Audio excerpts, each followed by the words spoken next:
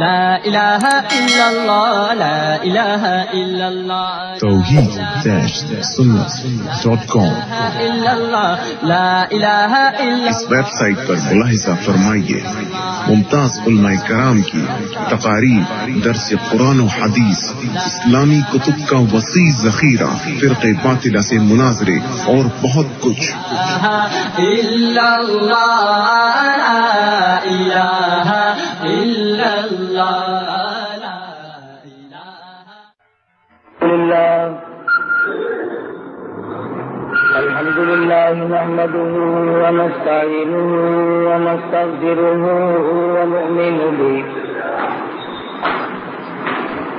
ونؤمن به ونتوكل عليه ونعوذ بالله من شرور أنفسنا ومن سيئات أعمالنا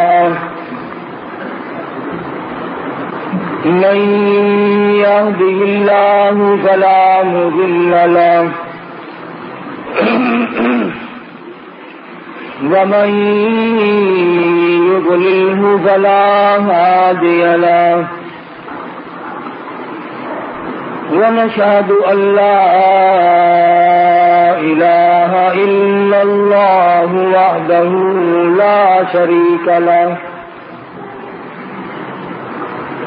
ونشهد أن سيدنا وسندنا ونبينا وشفيعنا وهادينا ومرشدنا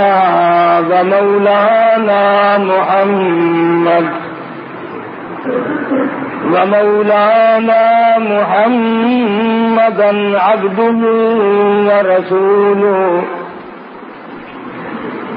أرسله بالحق بشيرا ونذيرا صلى الله تعالى عليه وعلى آله وأصحابه وأزواجه وذرياته وبارك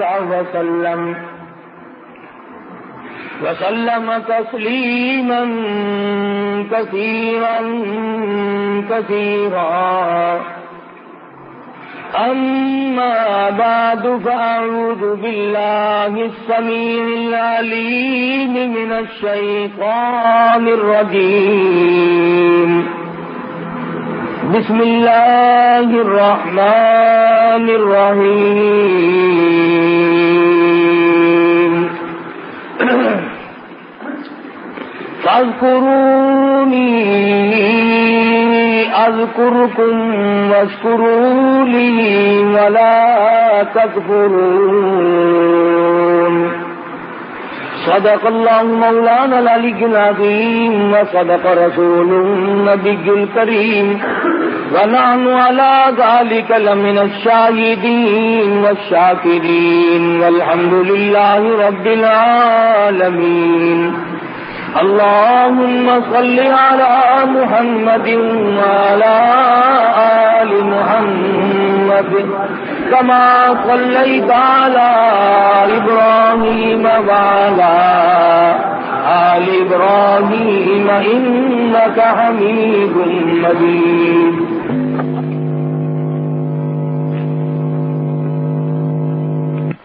آل محمد كما باركت على إبراهيم وعلى آل إبراهيم إنك حميد مجيد.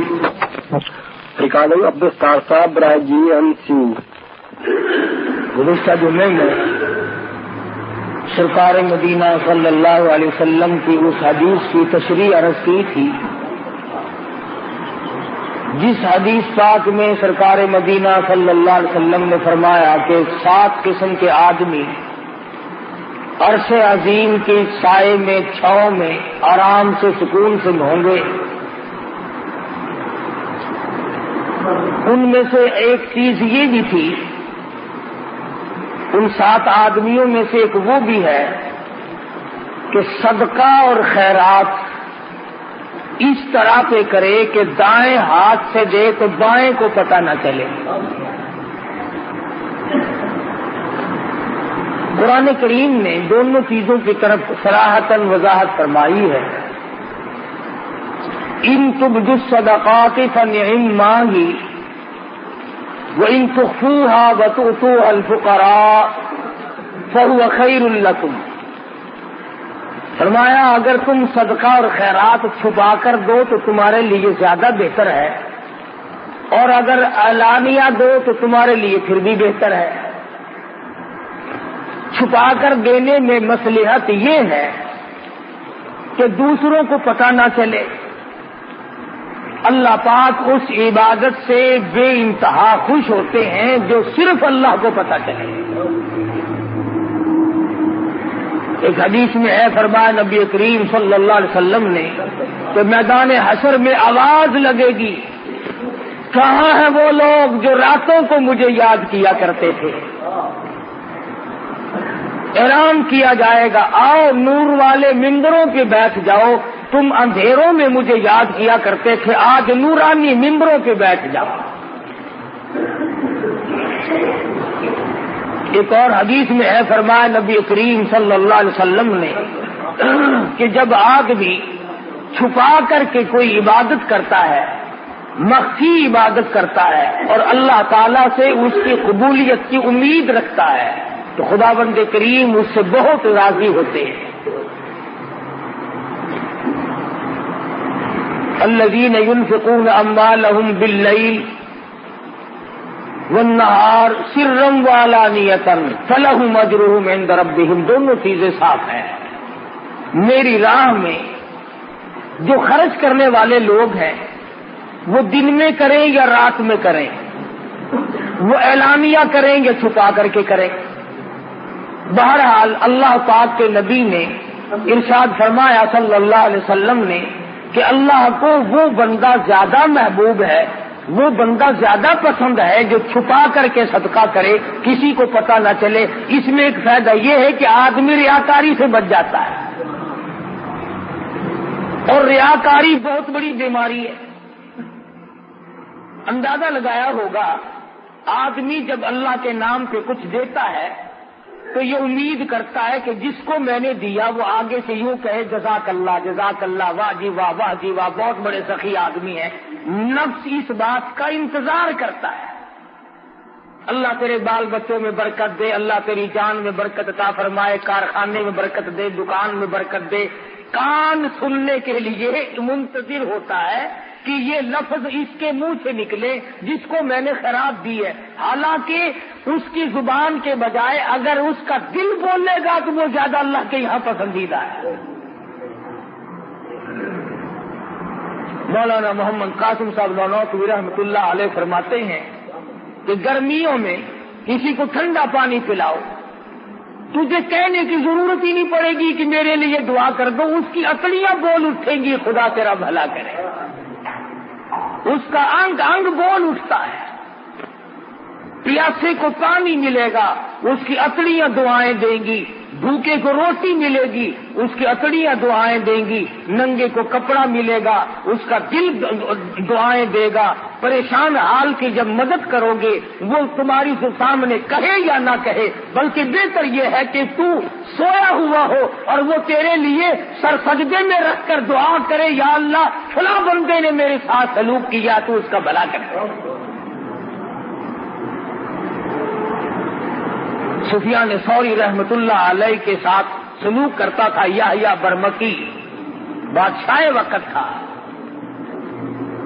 1000 روپیہ مہینہ دیا کرتا تھا اللہ والے کو خرچ کے لیے. سفیان ثوری رحمت اللہ علیہ تہجد کے وقت سر سجدے میں رکھ کر دعا کرتے تھے، الہی یحییٰ برمکی نے میرے پیٹ کی کفالت کی، میری دنیا کی کفالت کی، میری دنیاوی ضروریات میں کام آیا، اور پروردگار عالم میں اس کے لیے دعا کرتا ہوں تو اس کی قبر کی کفالت فرما. سفیان ثوری رحمت اللہ علیہ جیسا ولی قطب اور ابدال زمانے کا دعا کرتا، الہی میدان حشر میں ولا تزر وازرۃ وزر اخری، جب کوئی کسی کی کام نہ آئے اور حالات یوں بن نکلے، یوم یفر المرء من اخیہ وامہ وابیہ وصاحبتہ وبنیہ، اما ابا بیوی اولاد کوئی بھی کسی کے کام آنے کے لیے تیار نہیں۔ سفیان ثوری رحمت اللہ علیہ سر سجدے میں رکھ کر دعا کرتے، الہی یحییٰ برمکی کی قیامت میں کفالت فرما۔ فرمایا الذین ينفقون اموالهم باللیل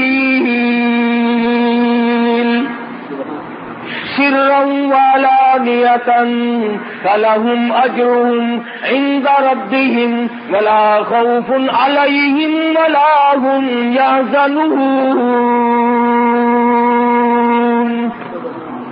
چھپا کر اللہ کے نام پہ خرچ کرو، اعلانیہ طور پر خرچ کرو، اللہ فرماتے ہیں اس کے لیے بہت بڑا اجر ہے، اور اس کو چاہیے کہ وہ اللہ کی ذات پر یقین کرے۔ مگر دوستو یہ سارے کا سارا معاملہ اپنے ہاتھ کے ساتھ لگا ہوا ہے۔ علماء کرام نے لکھا ہے کہ مدینے کا انصاری کھجوروں کی تجارت کرتا ہے، کھجور ہاتھ میں لیے ہوئے چل رہا ہے، آدھی کھجور کھا چکا ہے، آدھی باقی ہے۔ سائل نے سوال کر دیا، آدھی کھجور اس فقیر کو دے دی۔ چند دنوں کی بعد موت قریب آئی، وصیت کی وارثوں کو میرا سارا گودام اللہ کے نام پہ صدقہ کر دینا، میرے نام پہ اصالِ ثواب کر دینا۔ مرنے کے بعد لوگوں نے یوں ہی کر دیا۔ کسی نے خواب میں دیکھا، پوچھا بتا کیا گزری، کہنے لگا یہاں کا معاملہ بالکل نرالا ہے، یہاں کی کاروبار بالکل نرالے ہیں، اور کہنے لگا رب اکبر کی قسم، جتنا اجر، جتنا ثواب، جتنی جزا مجھے آدھی کھجور کی ملی، اتنا پورے گودام کا نہیں ملا۔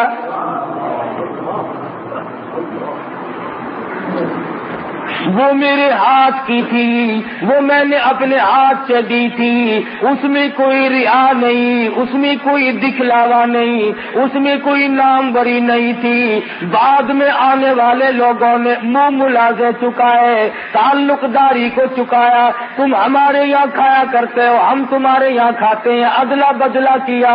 کہتا خام میں رب اکبر کی قسم مجھے پورے گودام میں سے کچھ نہ ملا۔ فرمایا الیس للانسان الا ما سعی، نہیں ملتا آدمی کو مگر اس کے ہاتھوں کی کرتوت۔ تو امام الانبیاء صلی اللہ علیہ وسلم کے ایک ایک فرمان کو کہاں تک آدمی بیان کرے گا، پوری دنیا اس میں سما سکتی ہے۔ کالی کملی والے محمد کریم صلی اللہ علیہ وسلم نے فرمایا ایک وہ آدمی بھی عرش کے چھاؤں میں آئے گا، سائے میں جگہ ملے گی، جس نے اللہ کے نام پہ صدقہ کیا، چھپا کے کیا، لینے والے کو بھی شرمندگی نہ ہو اور اسے بھی ریاکاری کا موقع نہ ملے اور دکھلاوے کا موقع نہ ملے۔ قرآن کریم نے مسلمانوں اپنے لیے دیے کو ضائع نہ کیا کرو۔ یا ایھا الذین آمنوا، او ایماندارو، لا تبطلوا صدقاتکم بالمن والاذی، برباد نہ کرو، خراب نہ کرو، تباہ نہ کر ڈالو، ختم نہ کر ڈالو اپنے لیے دیے کو۔ الہ العالمین ختم کیسے ہو جاتا ہے، برباد کیسے ہو جاتا ہے، ضائع کیوں کر ہو جاتا ہے؟ فرمایا بالمن والاذی، احسان جتلانا، ہم نے تیری ساتھ یوں کیا تھا۔ اس کے منہ پہ احسان جتلانے سے، اسے ذلیل کرنے سے آج تو بڑا آدمی بنتا ہے۔ کل ہم تجھے زکات دیا کرتے تھے، یاد کر فلانے وقت میں نے تجھے کرتا پہنایا تھا، یاد کر فلاں وقت میں ہم نے تیرے ساتھ یوں سلوک کیا تھا. اللہ کا قرآن کہتا ہے, خدا بند کریم فرماتے ہیں جب تو اس کو مینا مارتا ہے, اللہ فرماتے میرے بندے کا کلیجہ اکٹھا ہو جاتا ہے, اسے تکلیف ہوتی ہے. اور کسی بندے کو تکلیف دینا میرے یہاں جائز نہیں, اللہ کریم فرماتے ہیں سب سے بڑی عبادت, سب سے بڑی نیکی. شیخ العرب والعجم حضرت مولانا سید حسین احمد صاحب مدنی نور اللہ مرکزہ, اللہ تعالیٰ کی کروڑہ رحمت نازل ہو اس مرد مجاہد کی قبر مبارک پہ آمین کہو. حضرت والا کی خدمت میں 16 مہینے رہنے کا اتفاق ہوا. جوتیوں میں بیٹھا ان لوگوں کی, بڑے بڑے عالم تشریف لاتے تھے, ہندوستان کے بھی اور دوسرے ملکوں کے بھی, اور حضرت والا سے وظیفہ پوچھتے تھے کہ کچھ بتائیں ہمیں, آپ ایسا وظیفہ کریں جس سے نیک بن جائے. سبحان اللہ, اس وقت مجھے سمجھ نہیں آتا تھا, میرا بچپن تھا, اب قدر ہوتی ہے. فرمایا کرتے تھے سب سے بڑا وظیفہ یہ ہے کہ کسی کو ستاؤ مت, ہندو ہو, مسلمان ہو, مرد ہو, عورت ہو, حتیٰ کہ جانور ہو, جاندار کوئی بھی ہو, کسی کو دکھ مت دو. اور اگر آپ سوچیں تو یہ بہت مشکل وظیفہ ہے, یہ ورد بڑا مشکل ہے.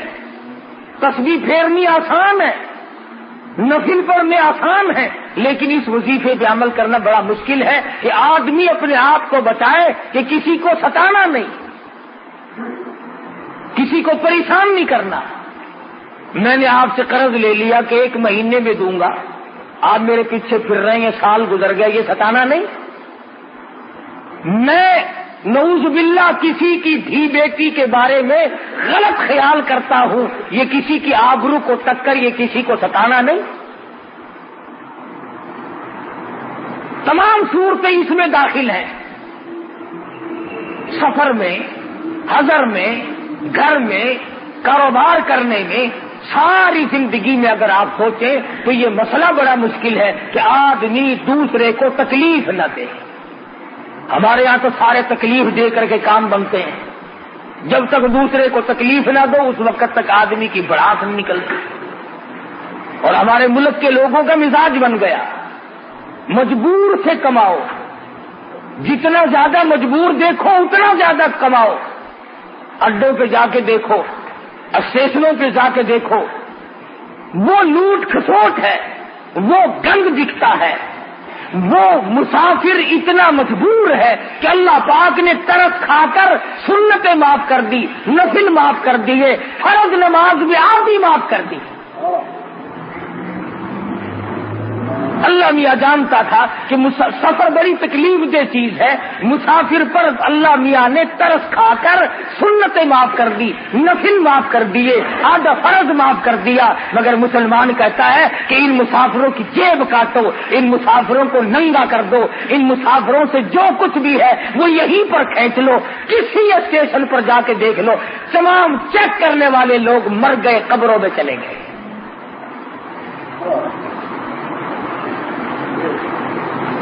زہر بھی ملا کر کے بیچ ڈالو, کوئی بات نہیں. 4 دن کی پکی ہوئی روٹی بیچتے رہو, کوئی بات نہیں. سارے افسر مر گئے, سارے ڈاکٹر مر گئے, تمام انتظامیہ والے لوگ مر گئے. اور اگر ذرا سا پتہ چل جائے کہ فلاں جگہ سے 2 دکاندار لڑ رہے ہیں, وہاں فوراً پہنچیں گے کہ اس سے بھی مال ملے گا, اس سے بھی مال ملے گا. مال بٹورو جتنا بٹورا چاہتے ہو. میں پھر کہتا ہوں کہ ہم جتنا مال بٹور رہے ہیں بہت ممکن ہے کہ نہ ہمارے کام آئے نہ ہماری اولاد کے کام آئے. حالات ایسے ہیں. نظر ڈالو دنیا میں کیا ہو رہا ہے اس وقت. کسی زمانے میں لوگ مسافروں کی بڑی خدمت کیا کرتے تھے, بلکہ مشرکین مکہ کرتے تھے. ابو جہل اتنا بڑا کافر ہونے کے باوجود ستو پانی میں گھول کر چوک میں کھڑا ہو کر کے پلایا کرتا تھا لوگوں کو. امیہ بن خلف لوگوں کو پانی پلایا کرتا تھا. آج مسلمان سے پانی تو مانگ کر کے دیکھیں آپ, کون کسی کو پانی پلاتا ہے؟ اور تمام جنتی بنے پھرتے ہو. امام الانبیاء صلی اللہ تعالی علیہ وسلم نے ارشاد فرما دیا کہ 7 آدمیوں کو عرش عظیم کی چھاؤں میں جگہ ملے گی. ان میں سے ایک وہ بھی ہے جو مخفی طور پر صدقہ کرے, اللہ کی ذات جانے اور وہ جانے, کسی کو کوئی پتہ نہ چل سکے, بس اللہ تبارک و تعالیٰ کے نام پر وہ جو دے دیا اس کو دے کر کے بھول جائے. توحید-sunnat.com مالک بن دینار رحمت اللہ علیہ تشریف لے جا رہے ہیں, گزر رہے ہیں ایک علاقے سے. گزرتے گزرتے ایک جگہ پر لوگوں کا مجمع لگا ہوا دیکھا. فرمایا کیا بات ہے؟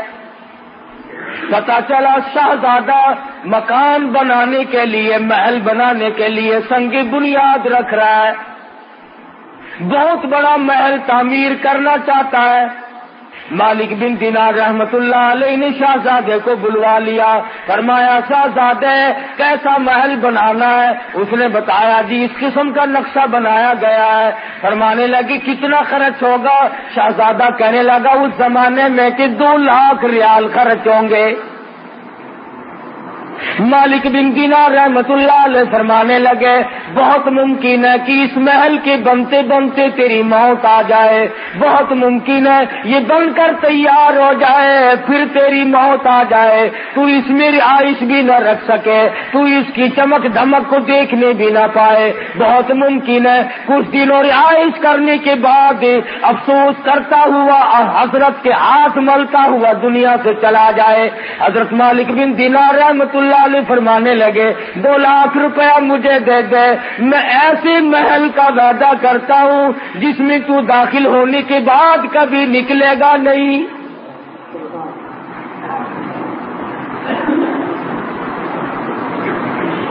ہمیشہ ہمیشہ کے لیے اس محل میں رہے گا, اور اس محل کے آگے بڑے باغ باغیچے ہوں گے, بڑی بڑی نہریں ہوں گی, بہت اعلیٰ قسم کا باغ اور باغیچہ اور گلشن محل ہوگا. ہمیشہ ہمیشہ کے لیے تیرا رہے گا, نہ تیری موت آئے گی نہ تجھ سے وہ محل چھوٹے گا. مسلمانوں میں یقین کا زمانہ تھا. شہزادہ کہنے لگا میں بالکل آپ کو سارا روپیہ دے دیتا ہوں, مگر ہمارے یہاں دستور ہے جب کوئی معاہدہ ہو, جب کوئی لین دین کیا جائے تو جان بین کے دستخط ہونی چاہیے, لکھ پڑھ ہونی چاہیے. مالک بن دینار رحمت اللہ علیہ نے کاغذ نکالا اور لکھ دیا میں اللہ پاک جل جلالہ کی طرف سے وعدہ کرتا ہوں شہزادے سے کہ جنت میں ایک محل ملے گا.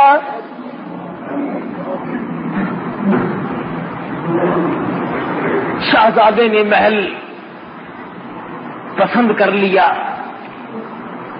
آج کل کا ہوتا ہے تو مولوی پیسے مارنے کا ڈھنگ بنا رہا ہے, جا جا تیرے جیسے ہزاروں دیکھ رکھے ہیں, جنت ملے گی کہ یوں ہی مل جائے گی. تڑپ نہیں, جذبہ نہیں, محبت نہیں.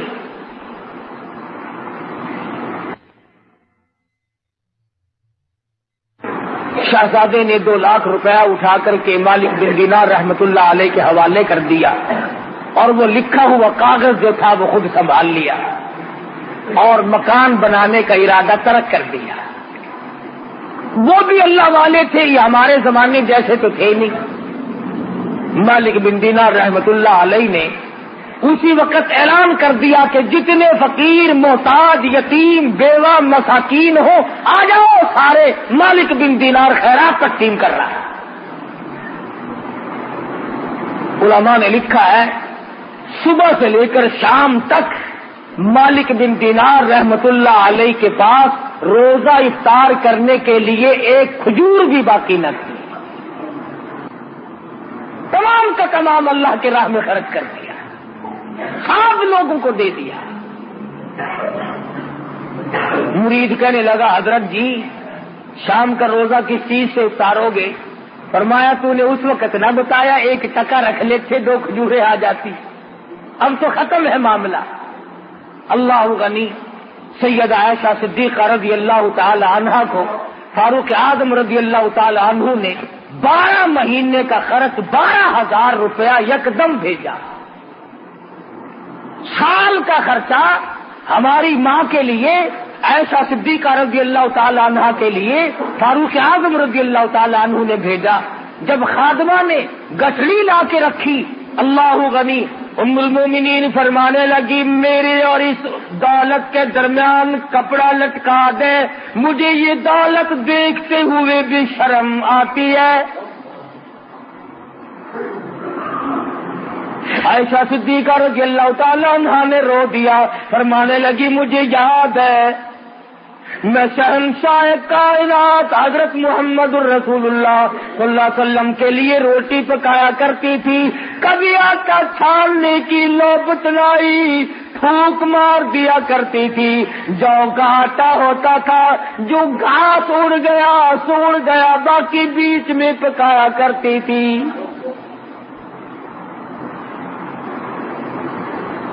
اور فرماتی ہے زیتون کے تیل کا ڈبہ گھر میں رکھا تھا، وہ ختم ہو چکا تھا، اس کی تل چھل باقی تھی، نیچے ذرا سی گھاس باقی تھی، میل کچیل سا لگا ہوا تھا۔ عائشہ صدیقہ فرماتی ہے میں نے جو کی روٹی پہ وہ میل کچیل سا چپڑ دیا۔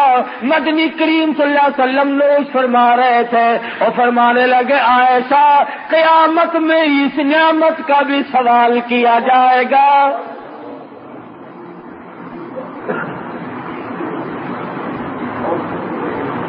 عائشہ فرماتی ہے مجھے یہ دولت دیکھتے ہوئے بھی شرم آتی ہے، میرے آقا نے بڑی تنگی کی زندگی بسر فرمائی۔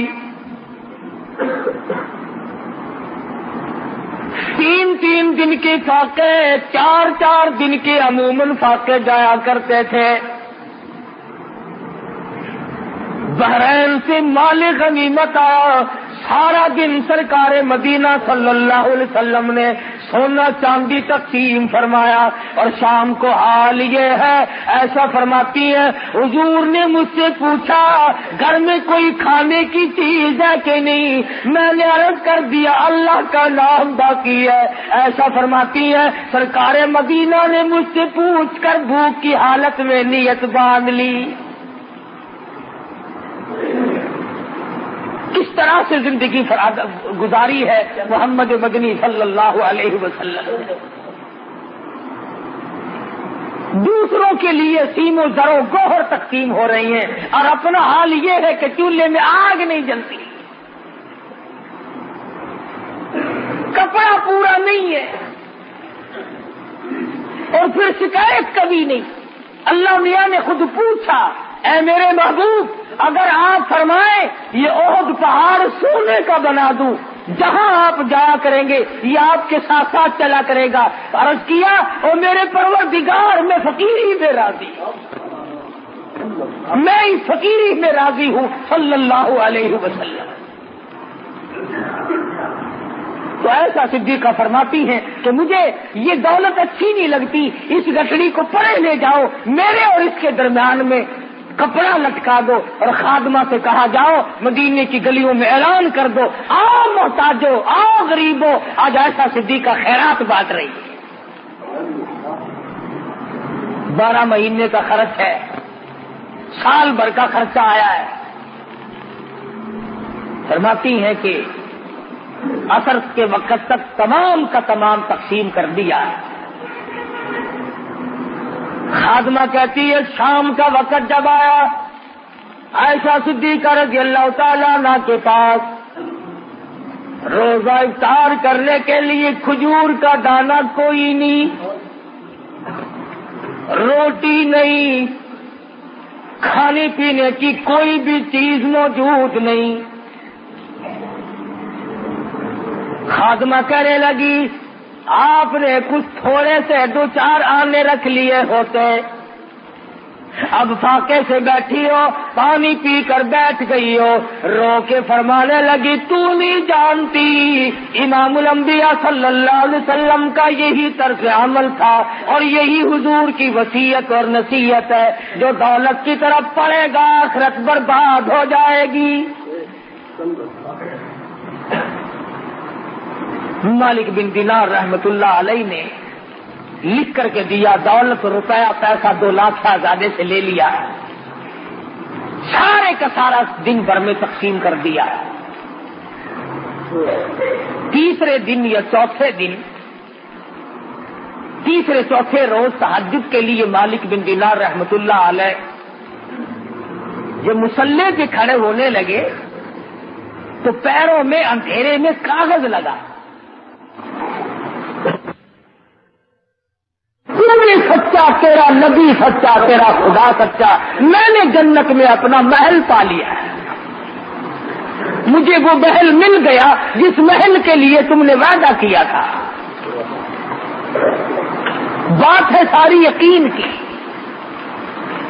تو حضور اکرم صلی اللہ علیہ وسلم نے جو ارشاد فرمایا کہ 7 آدمیوں میں سے ایک وہ بھی عرش عظیم کے سائے میں ہوگا, چھاؤں میں ہوگا, جو صدقہ اور خیرات چھپا کے کرتا ہے اور اس نیت سے کرتا ہے کہ بس اللہ جانے اور میں جانوں. قرآن کریم میں اللہ کی راہ میں خرچ کرنے کی بہت بڑی فضیلت آئی ہے, اور ایک اور چیز خاص طور پر جو ہمیں کھٹکتی ہے اس کی بھی وضاحت فرمائی. فرمایا اشعا کے کرتا ہے اور اس نیت سے کرتا ہے کہ بس اللہ جانے اور میں جانوں. قرآن کریم میں اللہ کی راہ میں خرچ کرنے کی بہت بڑی فضیلت آئی ہے,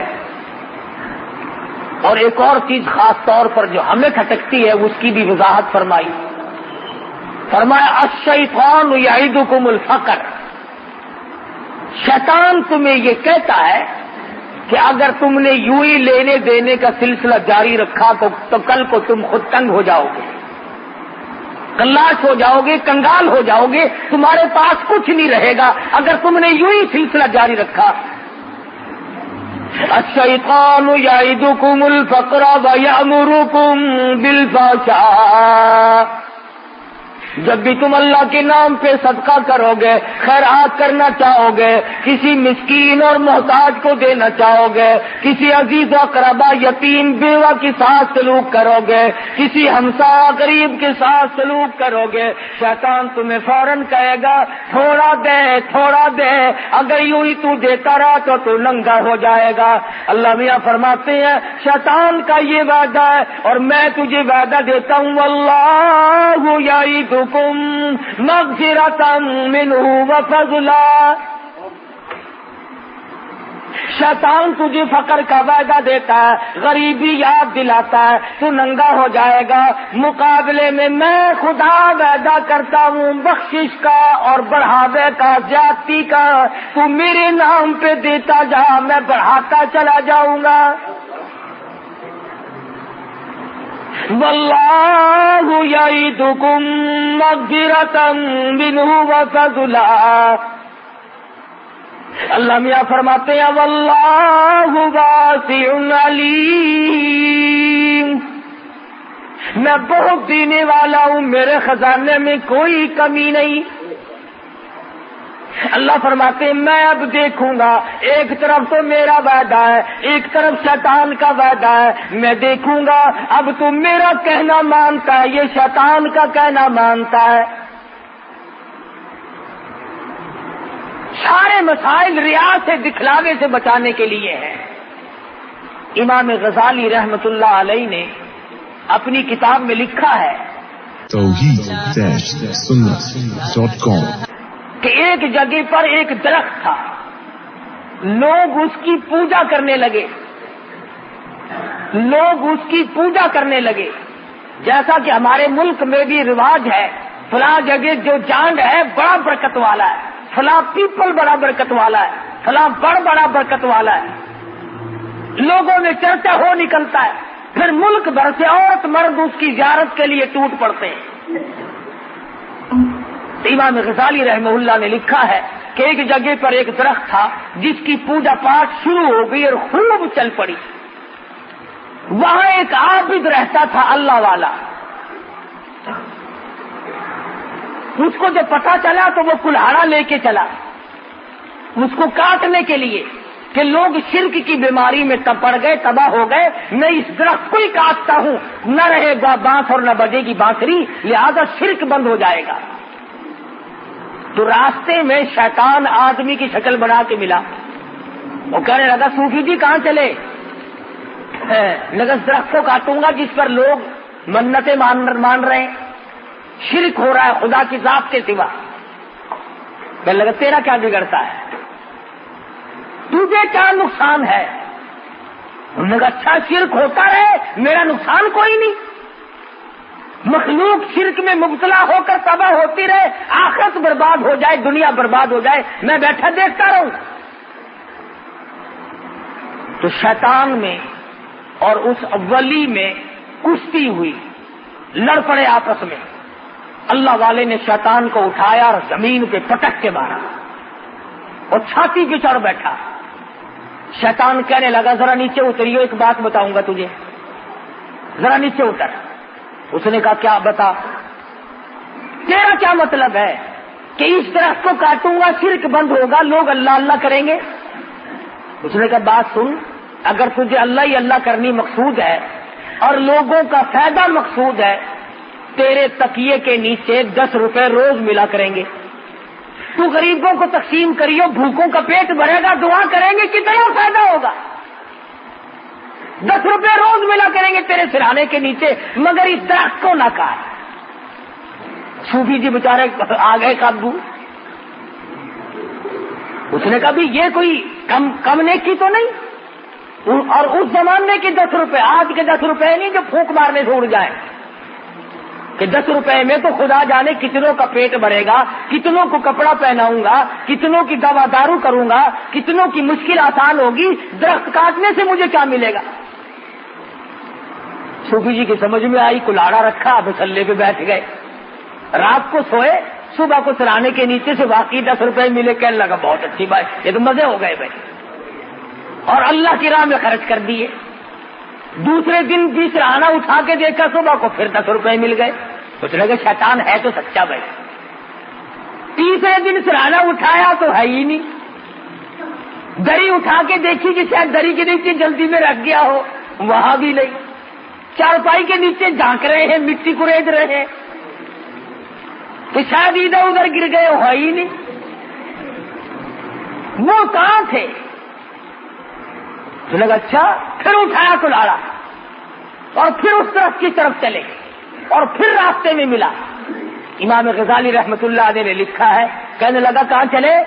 تو اس درخت کو کاٹوں گا, لوگ شرک کرتے ہیں. اس نے کہا وہ بتایا تھا تجھے 10 روپے ملا کریں گے. انہوں نے کہا بے ایمان ہو گیا تھا, 2 دن تو ملے, آج تو بالکل نہیں ملا, ایک آنا بھی نہیں وہاں. تو اب جو شیطان میں اور اس ولی میں کشتی ہوئی, اب ولی نیچے اور شیطان اوپر. اب وہ نیچے دبا لیا اور شیطان اوپر چڑھ بیٹھا. کہنے لگا تو ذرا ٹھہر, یہ بات بتا, اس دن تو نیچے تھا, میں اوپر تھا, آج میں نیچے تو اوپر, اس کی کیا وجہ ہے؟ تو کہنے لگا میری بیماری مجھ سے ہی پوچھتا ہے.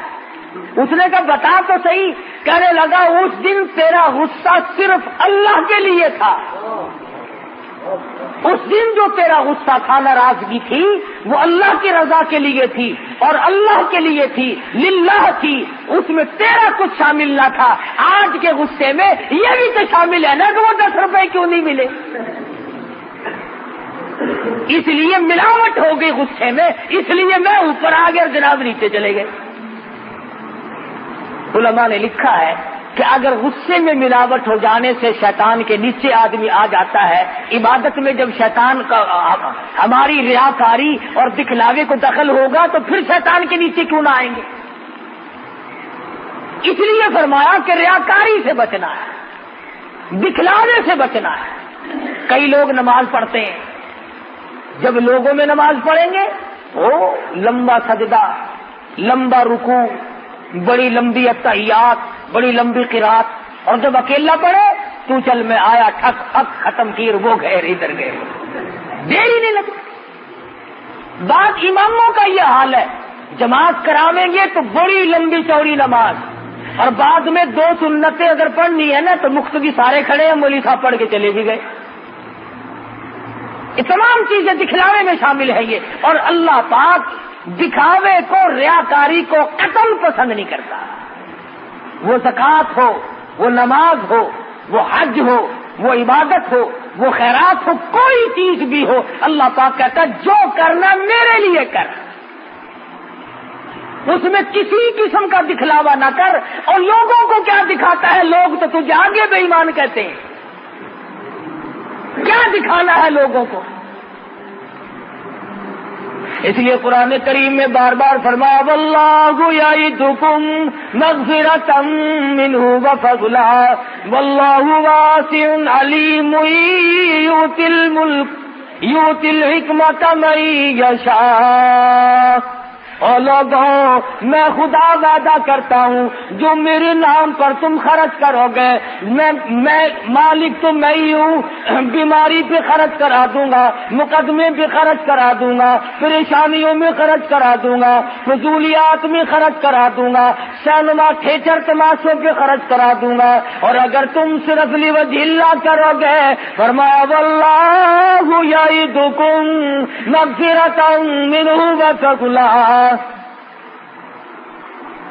سب سے پہلے تو میری طرف سے بخشش کا وعدہ ہے۔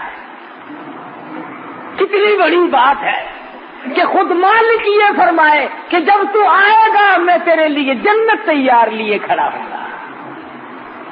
بڑی اچھی بات کہی، کہتا کہ ان سے تھوڑی سی لگاوٹ حشر میں کام آ گئی، ان سے تھوڑی سی لگاوٹ حشر میں کام آ گئی۔ مغفرت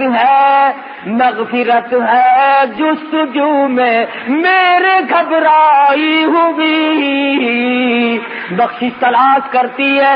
کیا مزے کی بات ہے، امام الانبیاء صلی اللہ تعالی علیہ وسلم آواز دیں، خود اللہ پاک کی طرف سے اعلان ہو، آئے وہ لوگ، کہاں گئے وہ لوگ جو اپنی ضروریات میں سے نکال کر، اپنے خرچے میں سے نکال کر میرے نام پر دیا کرتے تھے، جن کا یہ خیال تھا کہ ہم اس کا بدلہ اللہ سے حاصل کریں گے۔ فَلَهُمْ أَجْرُهُمْ عِنْدَ رَبِّهِمْ وَلَا خَوْفٌ عَلَيْهِمْ وَلَا هُمْ يَحْزَنُونَ۔ اتنا کرنے والے لوگ تھے، کیا بتاؤں کہ گزشتہ زمانے کے لوگوں نے کس کس طریقے سے کمائی کر کے اپنی آخرت کو بنایا۔ آج ہم آخرت کا تو نام بھی نہیں لیتے، میرے تیرے دماغ میں یہ بات ہی نہیں کہ ہم اس دنیا کو چھوڑ بھی جائیں گے، قبر کی زندگی بھی آئے گی، حشر بھی آنا ہے، قیامت بھی آنی ہے، پلسرات بھی آنی ہے، ہم لوگوں کے دماغ میں تو یہ بات ہے ہی نہیں۔ حالانکہ میں اور آپ اس نبی کے امتی ہیں، اس سرکار مدینہ صلی اللہ علیہ وسلم کی امتی ہیں۔ سیدہ فاطمہ الزہرا رضی اللہ تعالیٰ عنہا فرماتی ہیں، میں اپنے ابا کی حضور میں حاضر ہوئی اور میں نے جا کر کے اپنے ابا کے ہاتھ میں آدھی روٹی کا ٹکڑا رکھ دیا۔ مدنی کریم صلی اللہ علیہ وسلم نے پوچھا کہاں سے لائی؟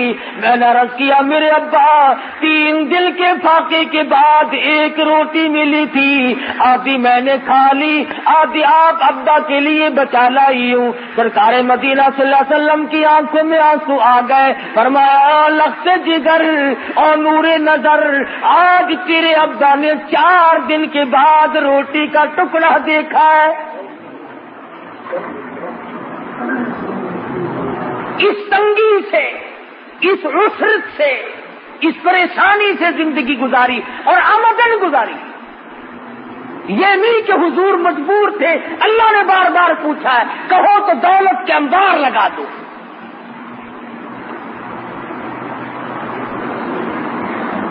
آج ہم پوچھو ان سے جو اہل بیت کی محبت کا دعویٰ کرتے ہیں، اس قدر دوڑے دوڑے پھرتے ہیں دولت کے پیچھے، نماز معاف ہے، روزے معاف ہے، اللہ کے قرآن کو نہیں مانتے، نبی کے فرمان کو نہیں مانتے۔ آؤ میں تمہیں بتلاؤں کہ اہل بیت کی محبت ہم کرتے ہیں یا تم کرتے ہو۔ سرکار مدینہ صلی اللہ علیہ وسلم تشریف لائے، لخت جگر کے دروازے پہ، فاطمۃ الزہرا کے مکان پر دروازے پہ کھڑے ہو کر فرمایا، بیٹی میں گھر میں آؤں، داخل ہو سکتا ہوں؟ اندر سے آواز آئی، پہلے تشریف لانے سے پہلے اپنی چادر اندر پھینک دو،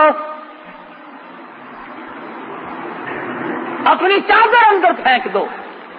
حضور اکرم صلی اللہ علیہ وسلم نے چادر پھینکی، اندر تشریف لائے، فرمایا بیٹی کیا ہوا؟ رو کے عرض کرنے لگی، ابا اتنا کپڑا نہیں ہے بدن کو چھپا، اتنا کپڑا میرے پاس موجود نہیں کہ پورا بدن چھپا سکوں، شرم کے مارے آپ کی چادر مانگ لی کہ ابا کے سامنے ننگی کیسے آؤں۔ یہ ہے مدنی کریم صلی اللہ علیہ وسلم کی بیٹی کا اسوہ حسنہ، اور یہ ہے اس کی زندگی جس کا نام لے کر آج بدماشی پھیلائی جا رہی ہے، جس کا نام لے کر آج دولت سمیٹی جا رہی ہے۔ اگر نبی کی بیٹی سے محبت کرتے ہو تو آؤ، پھر کیوں مارے مارے پھرتے ہو؟ کیوں تم نے رات دن چکر بازی بنا رکھی ہے؟ سود نہیں چھوڑتے۔ نبی کی بیٹی کے پاس بدن چھپانے کے لیے کپڑا نہیں، اور تو سور کھا رہا، سود کھا رہا ہے۔ مسلمان کہلاتے ہو اپنے آپ کو سود کھا کھا کے۔ عرض یہ کر رہا تھا کہ ہم اپنے آپ کو بدلیں گے کب؟ کون سا وقت ہوگا کہ ہم اپنے آپ کو آخرت کے لیے تیار کریں گے؟ فرمایا والآخرۃ خیر لمن اتقى ولا تظلمون فتیلا، اور میرے بندو آخرت تو پرہیزگاروں کے لیے ہے۔ دل کی پرہیزگاری اختیار کرو، دماغ کے اندر پرہیزگاری پیدا کرو، اپنے ہاتھ کے اندر تقوی اختیار کرو، اپنی آنکھ میں تقوی پیدا کرو، اپنے رات دن کے نظام میں اللہ کا خوف پیدا کرو۔ رات کو سوچو، دن کو سوچو، آخر بن کیا رہا ہے؟ ہمارے یہاں غور و فکر کا مادہ ہی ختم ہو گیا۔ صحابیات نے، صحابہ اکرام رضوان اللہ تعالی علیہم اجمعین نے کس طرح پر اپنی زندگی پوری فرمائی، بادشاہ ہو کر، ہاں بادشاہ ہو کر۔ 6 صحابی سیدہ حفصہ رضی اللہ تعالی عنہ کے پاس گئے ہیں، جو ام المومنین میں سے ہیں۔ آخر الزماں پیغمبر حضرت محمد الرسول اللہ صلی اللہ علیہ وسلم کی گھر والی ہے، ہم سب مسلمانوں کی ماں ہے سیدہ حفصہ رضی اللہ تعالی عنہ، اور جا کے کہنے لگے کہ ہمیں تو ڈر لگتا ہے، ہمیں تو شرم آتی ہے، آپ اپنے ابا یعنی حضرت عمر سے کہیں کہ یہ پیوند والے کپڑے پہننے چھوڑ دیں، اب تو فتوحات بہت ہو گئی، اب تو اتنی تنگی نہیں رہی، دوسرے ملکوں کے وفد آتے ہیں، ہمیں شرم آتی ہے، ذرا کہو نا کچھ خرچ زیادہ کر لیا کریں۔ حضرت عمر رضی اللہ تعالی عنہ جب اپنی بیٹی کے یہاں تشریف لائے تو کہا ابا جان کچھ زندگی بدلو، کچھ رنگ ڈھنگ بدلو، اب تو الحمدللہ اللہ کا کرم ہے، فتوحات ہو رہی ہیں۔ تمام مسلمان چاہتے ہیں کہ آپ اپنی حالت کو بدل لیں۔ فاروق اعظم رضی اللہ تعالیٰ عنہ رونے لگے، فرمایا افسوس ان آدمیوں کے اگر تو نام بتا دے وہ آنے والے کون کون تھے، درے مار مار کر ان کے چہرے بگاڑ دوں گا۔ اے حفصہ تو خود بتا، امام الانبیاء صلی اللہ علیہ وسلم کا جب آخری وقت آیا، آپ کی وفات ہوئی، آپ کی موت آئی، کیسے کپڑے تھے؟ حفصہ نے رو دیا، اور سیدہ حفصہ رضی اللہ تعالیٰ عنہ فرماتی ہے میری آنکھوں نے دیکھا امام الانبیاء صلی اللہ علیہ وسلم کے آخری لباس میں کئی پیوند لگے تھے۔ فاروق اعظم رضی اللہ تعالیٰ عنہ فرمانے لگے حفصہ اب روتی ہو، میں بھی اسی حال میں جانا چاہتا ہوں تاکہ مجھے اپنے آقا کی خدمت میں جاتے ہوئے شرم نہ آئے۔ حفصہ کہتی ہے کہ چمڑے کا پیوند بھی 1-2 لگا ہوا تھا، کم سے کم 12 پیوند تھے جن کپڑوں میں فاروق اعظم کا انتقال ہوگا۔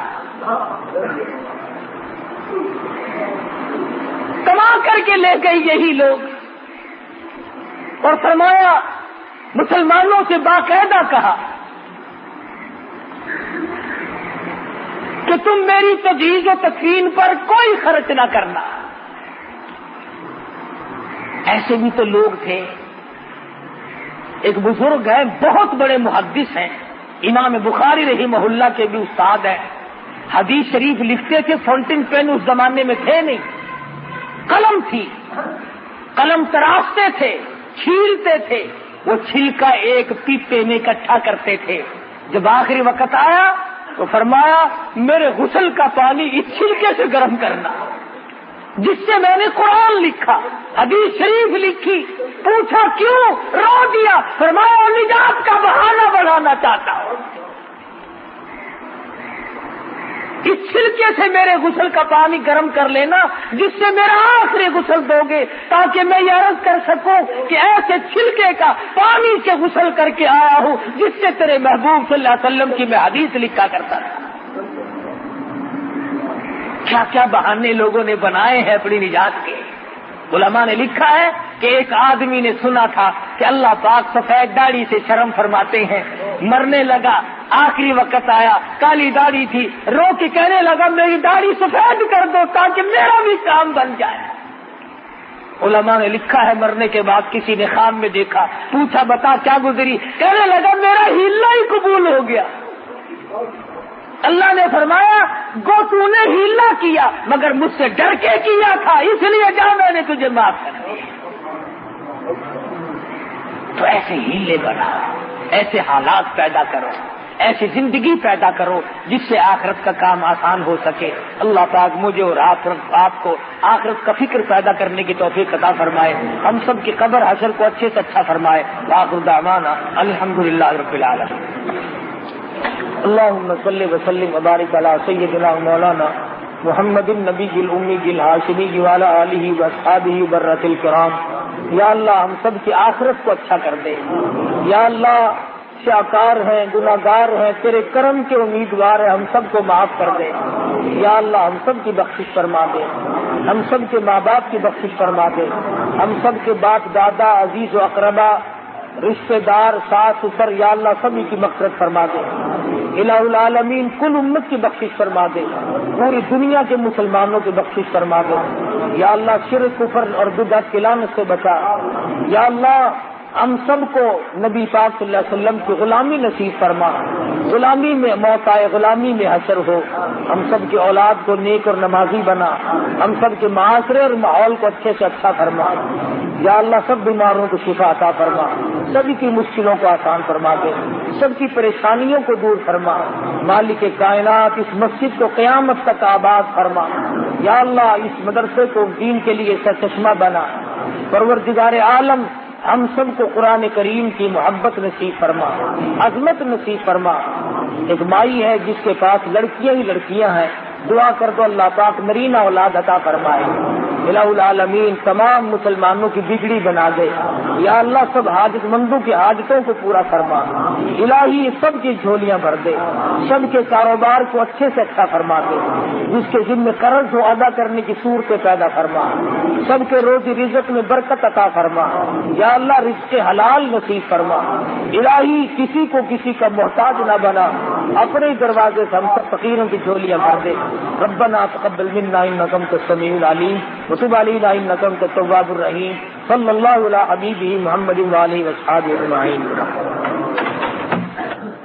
آپ نبی کریم